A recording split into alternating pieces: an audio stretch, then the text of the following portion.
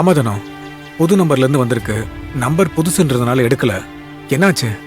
ஏங்க, அனுவுக்கு school fees கட்டலன்னு சொல்லி பாப்பாவை வீட்டுக்கு அனுப்பிச்சிட்டாங்க. எப்படியாவது பணத்தை ரெடி பண்ணுங்க. வந்ததுல இருந்து அழுதுகிட்டே இருக்காவ. ஏங்க, நான் பேசுறது உங்களுக்கு கேக்குதா இல்லையா? ஆ ஆ கேக்குது கேக்குது. இப்ப என்ன பண்ண போறீங்க? என்ன பண்றதுன்னா பண்றேன். ஏதாச்சும் பண்ணி பாப்பாவோட ஸ்கூல் ஃபீஸை கட்டிதானே ஆகணும். ஆமாங்க, நம்மளால குழந்தை படிப்பு கெட்டுற கூடாது. இத பாரு, அவன் நல்லா படிக்கிற பொண்ணு.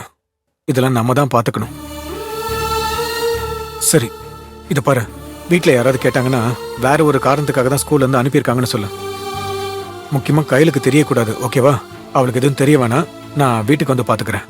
ஆமா, ஏதோ கேட்டரிங் ஆர்டர் விஷயமா போனீங்களா? என்னாச்சு? ஆர்டர் கிடைச்சதா? தினம் நான் வந்து சொல்றேன். டேய் போலாம். ஆசான், என்னாச்சு? ஸ்கூல் ஃபீஸ் அதுன்னு பேசிட்டு இருக்கீங்க.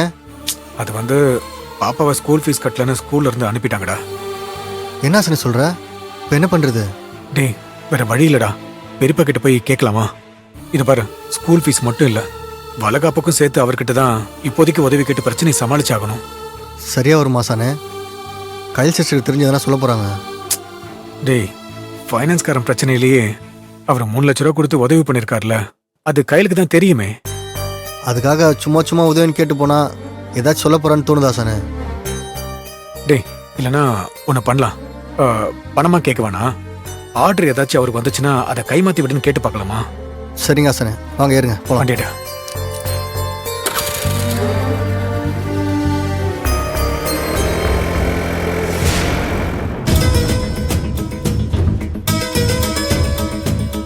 வேலையை முடிச்சுட்டு சீக்கிரம் வந்துடுறோம். அப்பதான் நம்மளோட நல சங்கத்துல எப்பயுமே சந்தா ஒழுங்கா வரும்.